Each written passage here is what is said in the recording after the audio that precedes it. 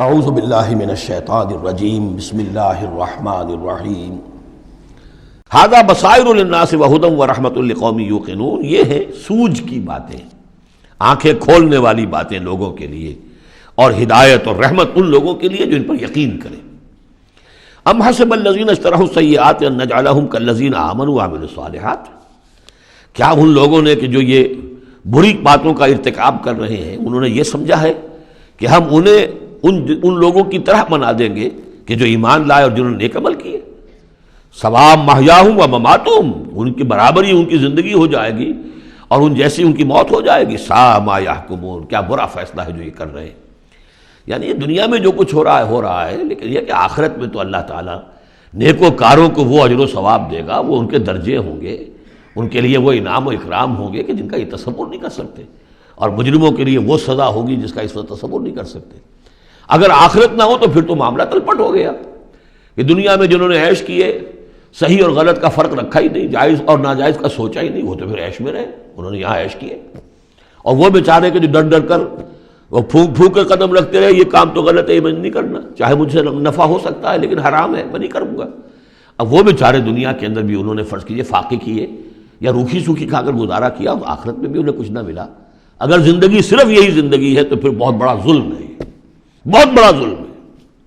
اس لیے کہ جو بھی نیکوکار ہے پھر اس پر تو بہت بڑا ظلم ہے۔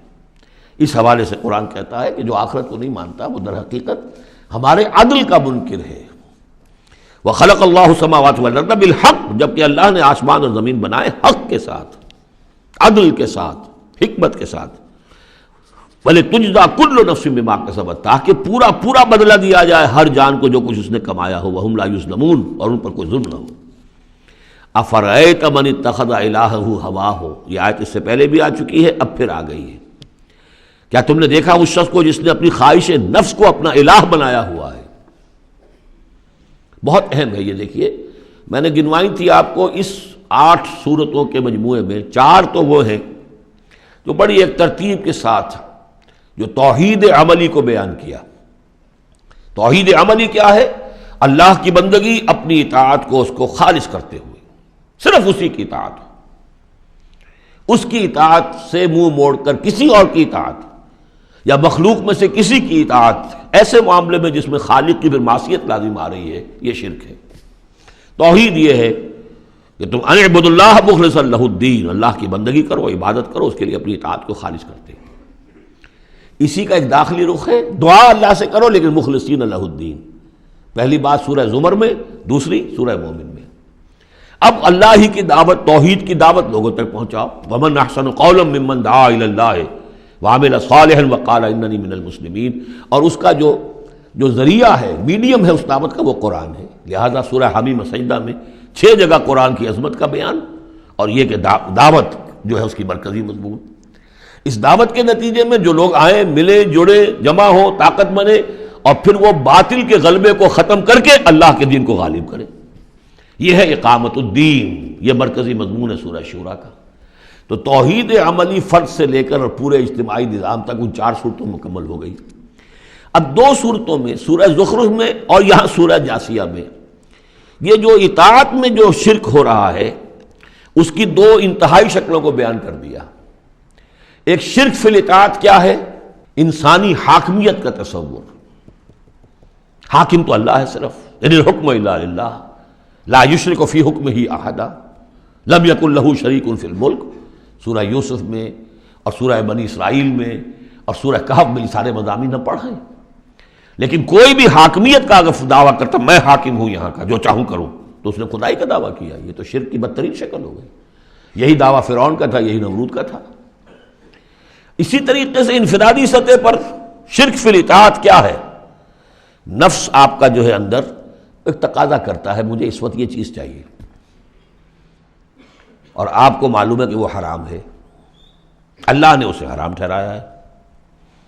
نفس میں فرض کیجئے جنسی خواہش ابھری ہے، حلال ذریعہ اس وقت آپ کے پاس کوئی نہیں ہے، بیوی موجود نہیں ہے یا شادی نہیں ہوئی ہے آپ کی، نفس زور لگا رہا ہے، آپ نے کوئی حرام راستہ اختیار کر لیا۔ کیا معنی ہوئے؟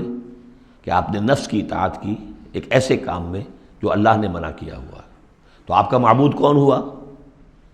نفس۔ چاہے آپ لا الہ الا اللہ کا ورد کر رہے ہوں، لیکن اگر خواہش نفس کی اطاعت کر رہے ہیں اس چیز میں کہ جو اللہ نے حرام کر دی، ہاں خواہش نفس، بھوک لگی ہے کھاؤ، حلال چیز کھاؤ، بالکل جان پر بن گئی ہے تو ٹھیک ہے، صرف جان بچانے کے لیے حرام شے بھی کھا سکتے ہو، لیکن وہ جب کہ جان پر بن گئی، ورنہ نہیں، عام حالات میں نہیں۔ اب یہ کہ اللہ تعالیٰ نے جو بھی خواہش ہے، جنسی خواہش ہے، شادی کرو، نکاح کرو، لیکن حرام ذریعے سے نفس کا کوئی تقاضا پورا کیا تو اس کے معنی کیا ہوئے؟ تمہارا معبود اب نفس ہے۔ اس سے بھی آگے بڑھ کر حضور نے اس طرح واضح کر دیا، تعس عبد الدینار و عبد الدرہم، ہلاک ہو جائے درہم و دینار کا بندہ۔ کیا مطلب؟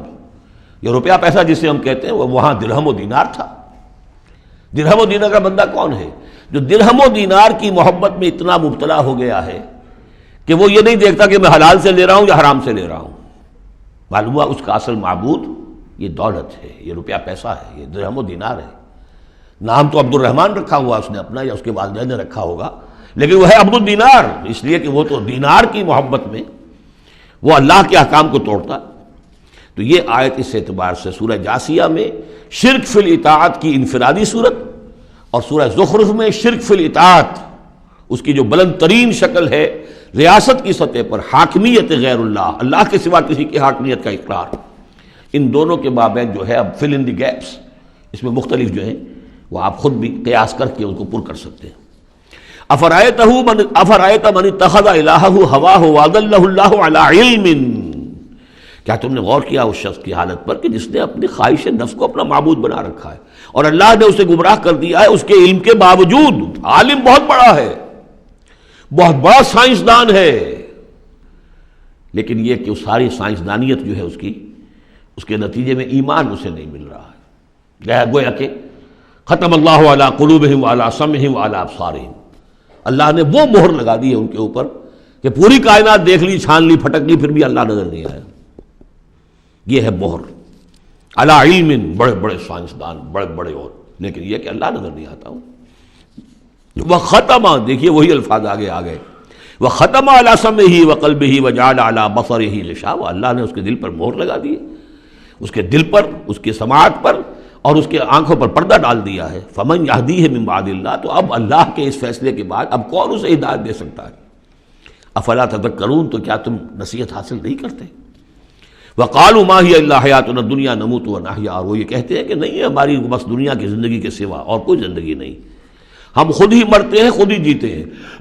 یہ ایک آیت میں یا ایک جملہ کہہ لیجئے یہاں پر پورا میٹیریلزم بھی ایک مذہب ہے کہ ہم کسی اور شے کو نہیں مانتے، میٹر ہی میٹر ہے، بس میٹر ہی کی صفات ہیں، پراپرٹیز آف دی میٹر ہیں، اس میٹر ہی کا انٹریکشن ہے، اسی سے کچھ چیز بدل گئی، ادھر ہو گئی ادھر ہو گئی، فزیکل اینڈ کیمیکل چینجز کے لاز ہیں، اس سے کائنات خود بخود چل رہی، کوئی چلانے والا نہیں، آپ ہی بنی تھی کوئی بنانے والا نہیں، اور چلتی رہے گی، اور ہم بھی اسی چکر کے اندر جیتے بھی ہیں مرتے بھی ہیں، نہ کوئی مارنے والا نہ جلانے والا، اور نہ پھر کوئی مرنے کے بعد اور زندگی۔ یہ ہے میٹیریلزم، اس کی بہت سے پھر سمجھیے شیڈز ہیں، ایمپیریسزم ہے، لاجیکل پازیٹیوزم ہے، یہ سب فلسفے اس میٹیریلزم کی شاخیں ہیں۔ وہ کیا کہتے ہیں؟ وقالوا ما هي الا حیاتنا الدنیا نموت ونحیا وما یہلکنا الا الدہر، ہمیں ہلاک کرتی ہے صرف یہ دہر کی گردش، زمانے کی گردش سے ہلاک ہوتے، کوئی ہلاک کرنے والا اللہ نہیں ہے، کوئی فرشتہ نہیں ہے جو آ کر جان قبض کرتا ہو۔ وما لهم بذلک من علم، حالانکہ ان کے پاس کوئی علم نہیں ہے، کوئی ذریعہ نہیں ہے کہ جس سے ان باتوں کو یہ جان سکے۔ انہم الا یظنون، وہ تو صرف ظن سے کام لے رہے ہیں، گمان ہے، اٹکل پچو ہے۔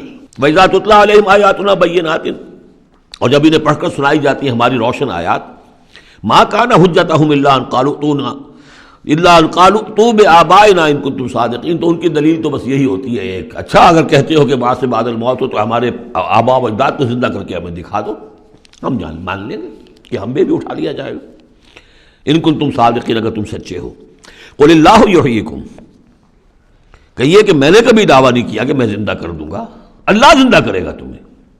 ثم یمیتکم ثم یحییکم، اسی نے تمہیں زندہ رکھا ہے اور اس نے تمہیں زندہ کیا ہے، پہلے بھی تم ایک، اب یہ جو حضرات آج آئے ہیں ان کی سمجھ میں یہ بات نہیں آئے گی کہ پہلے بھی ایک زندگی اور ایک موت ہم گزار کر اس دنیا میں آئے ہیں۔ قل اللہ یحییکم ثم یمیتکم، پھر وہ تمہیں مارے گا، ثم یجمعکم الی یوم القیامہ، اور پھر تمہیں جمع کرے گا قیامت کے دن۔ لا ریب فیہ جس میں کوئی شک نہیں، ولکن اکثر الناس لا یعلمون لیکن اکثر لوگ جانتے نہیں ہیں۔ صدق اللہ العظیم۔